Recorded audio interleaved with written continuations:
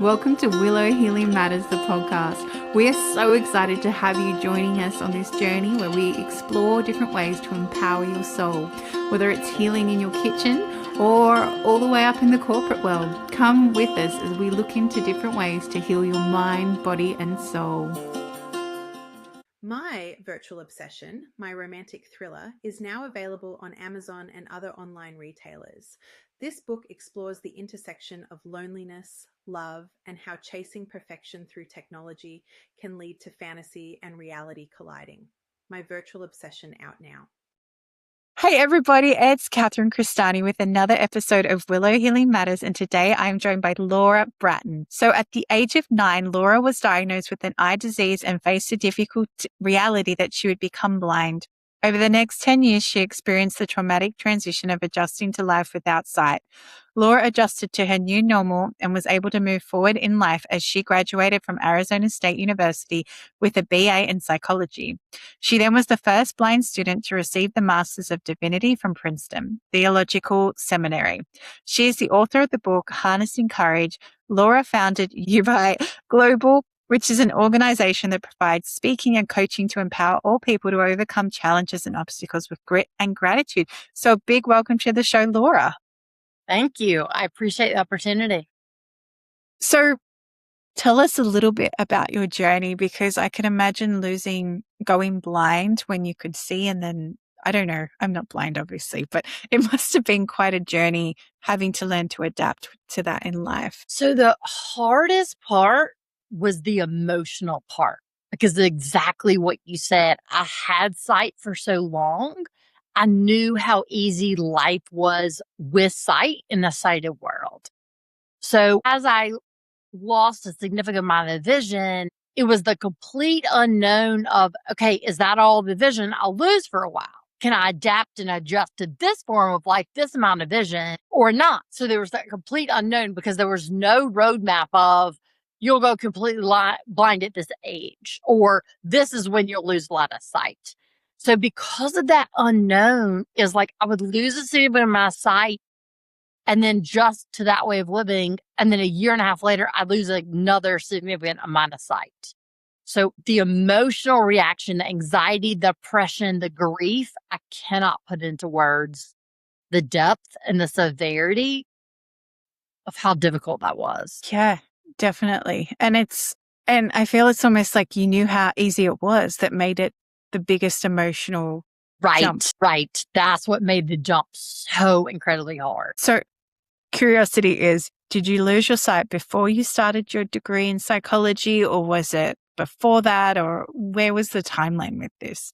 So I lost my sight before the psychology. Wow.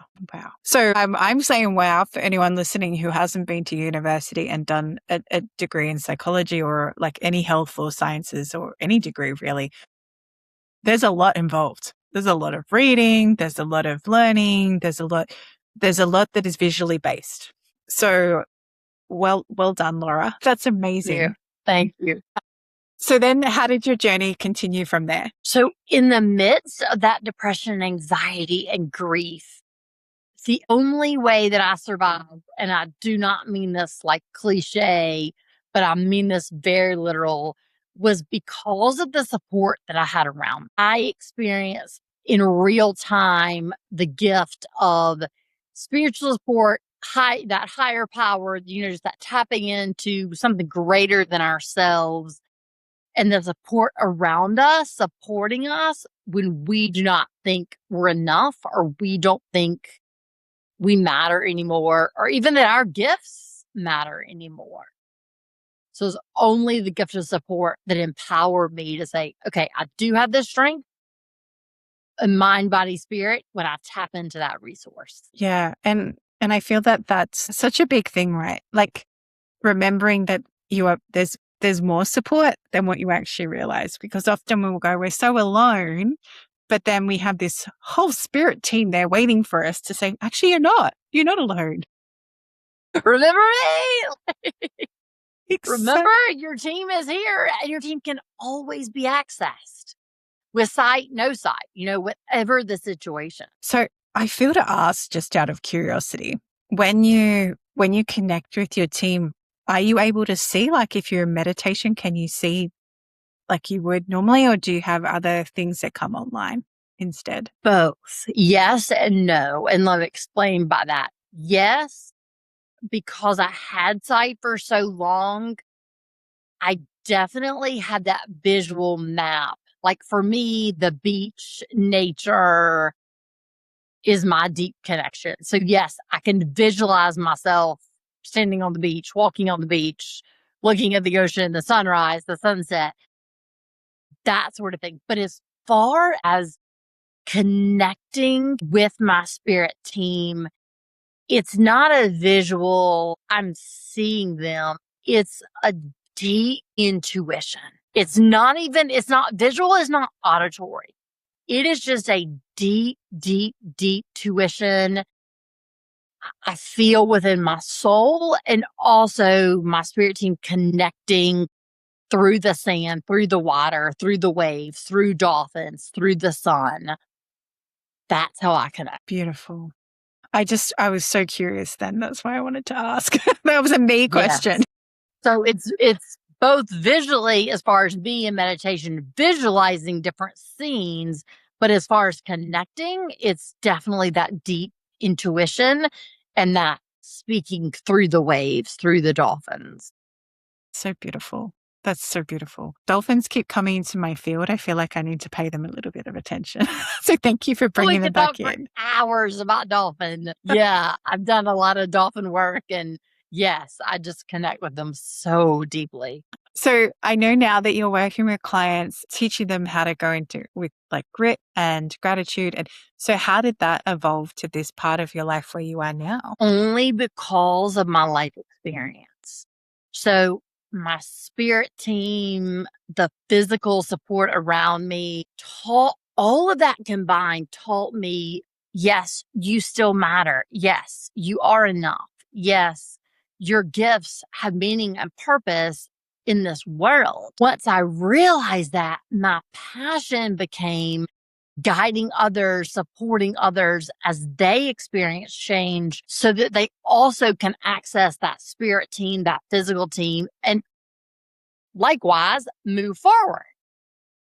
So because of my experience, that's when I developed the framework of grit and gratitude and using those two tools spiritually and physically to navigate through change. So my whole passion is working with people, either groups, companies, individuals that are going through change, and being that guide to say, okay, how do you tap into all your resources so you can keep going and you can keep being you, even in the midst of major change, and still make a difference in this world? Thank you. I was going to say, what do you mean by grit? But I feel you just defined that so beautifully, Laura. Yeah. And that's again where those dolphins come in. And I would love just to quickly explain. But I've done research and really studied this. So in the ocean, when a storm is developing, the dolphins do not turn and run away from the storm. The dolphins do not try to go parallel to the storm brewing in the ocean. So they're always kind of beside the storm, they're parallel to it. They actually turn their body and go directly into the storm. How amazing. And that is the gift, not to become victim, not to be paralyzed, but they approach the storm head on and continue their swim and their strength through the storm. And that's how I define grit, is not saying victim, not being overwhelmed by the anxiety, the depression, the fear, rather than saying, okay, this is the situation. This is how I feel. This is my anger. These are my tears, whatever the feeling is. And then saying, okay, what do I choose to do about it to navigate forward? Yeah, beautiful. And yeah, I love that dolphins go into the storm, right? It's so fascinating because we've been taught to kind of hide from the storm. Yes. Or delay it, right? Like if we tense up, and almost like resist it. So then I know what the gratitude component is. Well, I feel I do. But what is the gratitude component? Well, I feel I do. But what is the gratitude component of for anyone going, gratitude? What do you mean gratitude? Let's Exactly. define that. So the gratitude, very similar to the grit. And let me first say how I originally thought gratitude was. Just like I thought the grit was kind of buckling down, resisting, which makes life harder. I thought the gratitude was being thankful for everything all the time, faking the positivity, and that helps us build the gratitude and moving forward. That made me more anxious, more depressed. What I realized through a spiritual mentor was gratitude was developing a mindset that helps us recognize what we are deeply grateful for and appreciative for in the midst of all of life. And that mindset gives us strength in life. So again, using the dolphins example, I'm deeply grateful they taught me to turn towards the storm and go in the storm directly head first, acknowledging it and figuring out how to literally swim through it rather than avoiding it. So it's not being grateful for the storm. It's being grateful for knowing how to navigate through the storm. So on a very practical level, for me, it does not look like saying, I am so grateful for this blindness. It looks like saying, I am so grateful for a guide dog that helps me navigate through this world. I love that because there is this element of toxic positivity, right? And truly, that toxic positivity made me worse. I tried it. And you know what? I even tried this too, Laura. Like I was still going to my job and I was like, I'm going for my family. Even though my soul's dying a little bit every time I go, I'm going because we need the money for my family. Except my body's like, no, it's not working. We're just going to actually numb you. Sorry. Right. And sometimes people find it really difficult to find gratitude. And I like how you've reframed it for having the gratitude that you have the skills to get through. Sometimes I like to say thank you for the good I cannot see, because especially if I'm having a really tough time, I know there's something in there yet. I just haven't found it. And I'm not going to lie about it and go, right. I'm so grateful. Yeah, that's what I want everyone to hear in our conversation. We are not saying take your pain and be grateful for it. We're not saying what you said, like numb with gratitude, numb out. We are saying acknowledge the pain and recognize what gets you through it. Yes. It's funny because sometimes when I'm in a lot of pain, I'll be like, thank you for this pain. It reminds me in my body and I'm done with it now. Just like, I'm like, okay, I know I'm in my body. I appreciate that. But, on the flip side of that, move on. Move on. Thank you. I can let go now. Thank you. Yes, exactly. Move on. Yeah. It's like if someone hits you with a stick, you're not going to say, oh, thank you. I needed that. Right. Exactly. And if you are someone saying, thank you, I needed that, why? Why? Exactly. Let's talk, right? So for just applying this to real world, for someone that might be going through a tough time, do you have any tips for people where they might be able to apply this grit and gratitude? Not giving away all your secrets, but just some easy steps they can take to maybe feel more centered or come back to themselves so that they're not overwhelmed and not giving into the anxiety. The first step that is hard, but it makes the path forward easy is acknowledge your feelings. When we're in the midst of pain, when we've experienced major change, I did this and the people I work with, we always want to go, okay, here's the pain. Okay, what's the end goal? How do I get out? And we want to go from A to Z. When we stop to acknowledge when the pain is happening, when we've experienced the loss, the change, whatever those feelings are, when we stop to say, this really hurts. This is really unexpected. This is not what I had in my life plan. I didn't expect this person to die suddenly. Whatever it might be, acknowledging that pain validates our reality. And validating our reality allows us to then move. Yeah, beautiful. I love that so much, Laura, especially because but we've also been taught to numb the pain as well, right? So this is like you get a headache, and instead of asking what's actually making my head hurt, we'll just reach for whatever it is to numb that rather than sitting there. Exactly. And I agree with you 100% that emotions are the same. So, for me, it's like, I'm so confused. And then you try and run away from that. And someone just said to me, just sit in the confusion. I was like, oh, right. Okay. That's right. A therapist said to me, sit in the anxiety and it will decrease. And I was like, no, I can't do that. That might kill me. And she was like, just try it for 5 minutes. And I tried it and my anxiety decreased. Yeah. Yeah. Because it's almost, I find, it's that whole saying, what you resist persists, right? So that is so cliche. And I kind of rolled my eyes when I heard that years ago, but I'm like, oh my gosh, it's so true.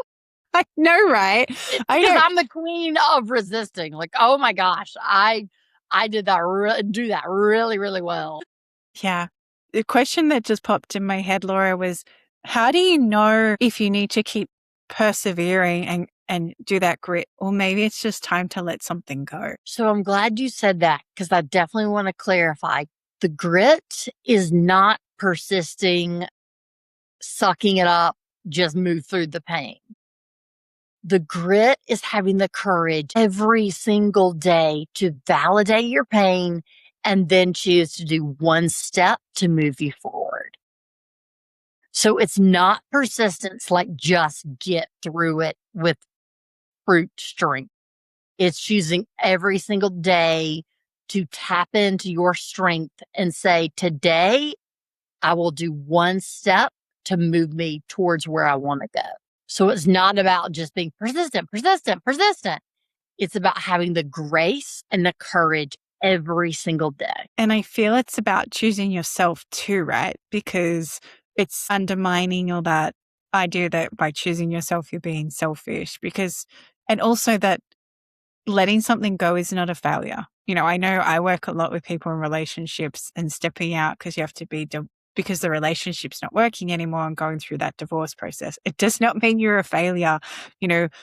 Choosing to leave your career because it doesn't work anymore doesn't mean you're a failure, and I guess the grit comes from learning to choose yourself too.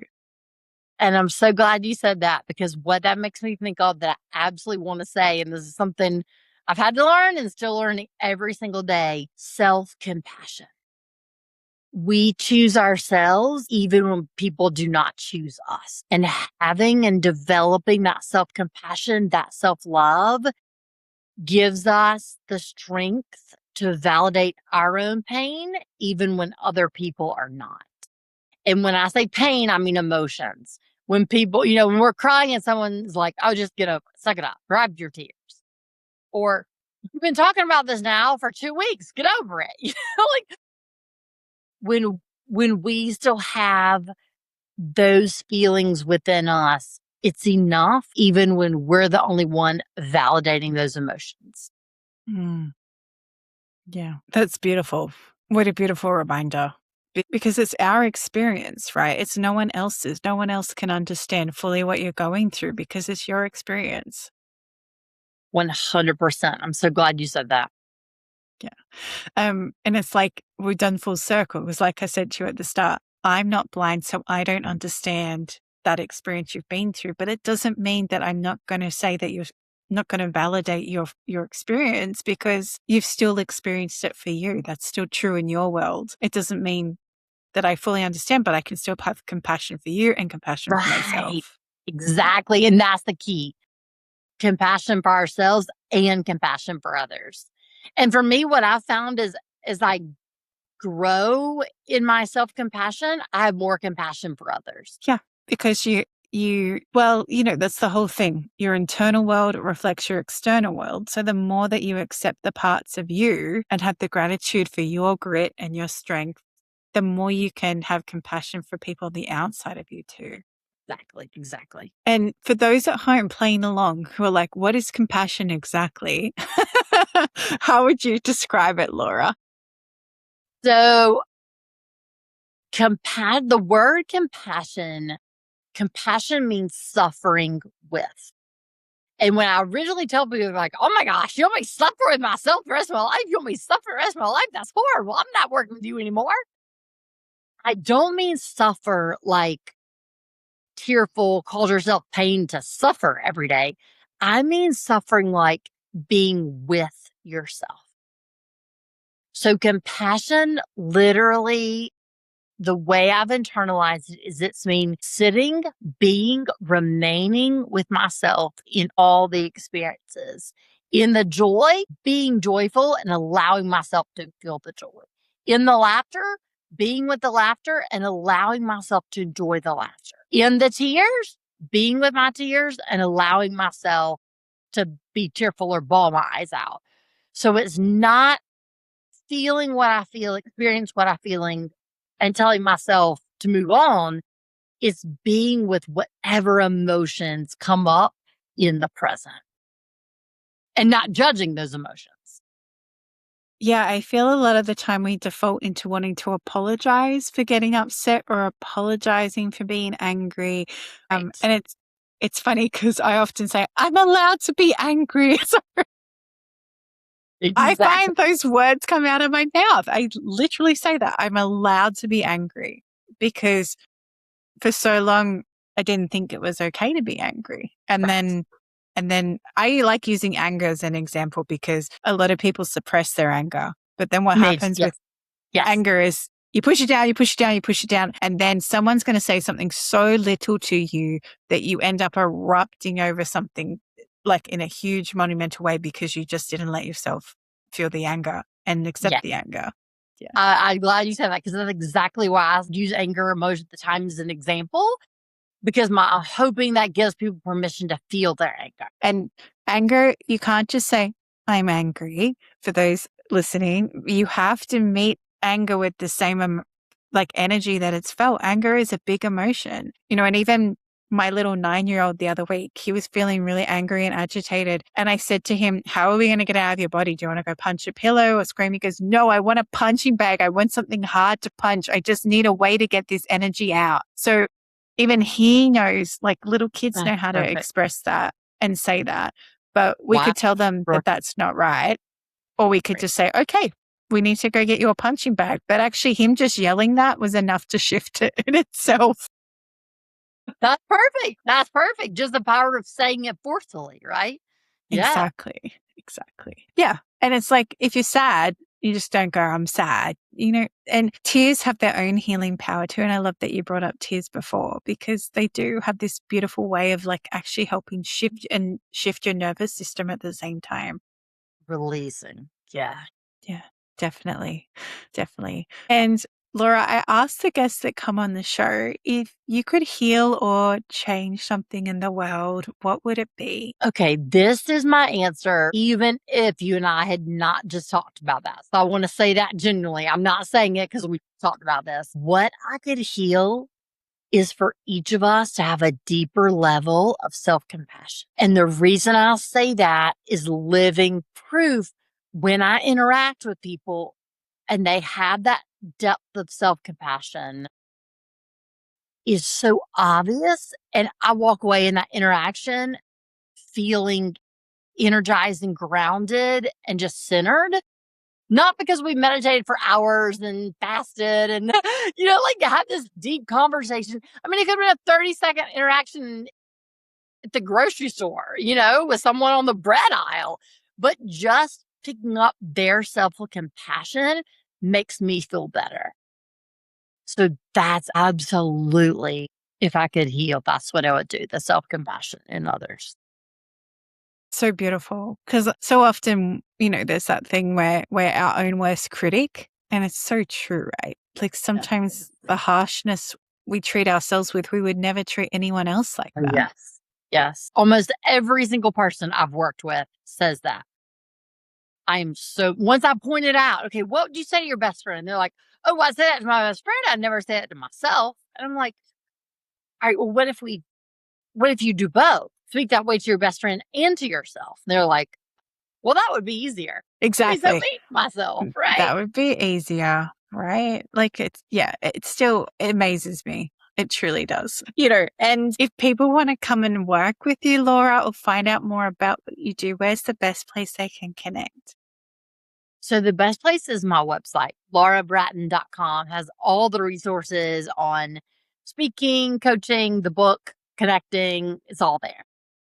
Beautiful. And your book in itself, what was the main message if someone wants to pick up your book? What was the main message that you'd hope they receive from it? So the main message I hope they receive, and the reason I wrote the book, is to be a resource that they can learn about the resources of grit and learn about the resources of gratitude as they go through change. And it's not specifically blindness. It's not one type of change. It's any type of change that affects your day-to-day life, and you're not going back to the way things were. So I have a whole chapter just on accepting the new normal. Mm. Mm. I Learning talk how to about, I was going to say, I talk about grieving the dream that never was. Yeah. That is it. That's exactly it. Yes, exactly. Exactly. Yeah.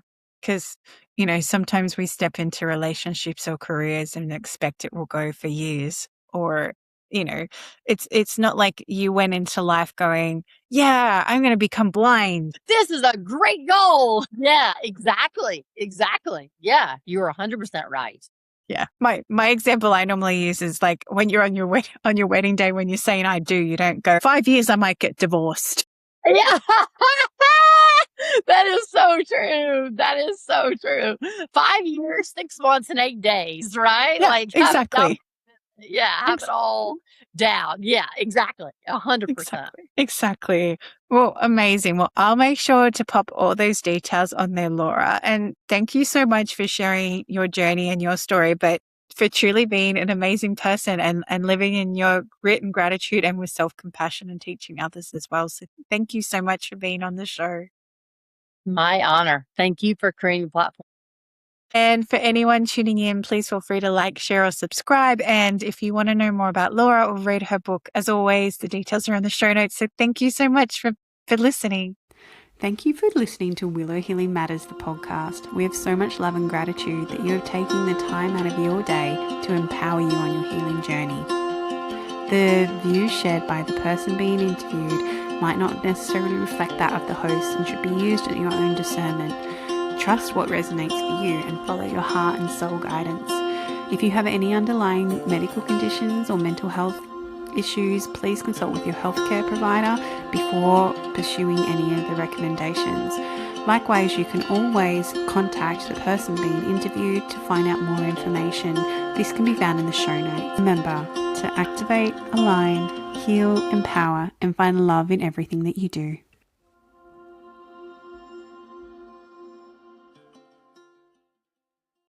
Hey beautiful souls, it is Catherine Cristani here, and I wanted to have a chat with you about a really amazing cacao that I drink to help me get in ceremony, to help me ground, but also just because it tastes freaking good.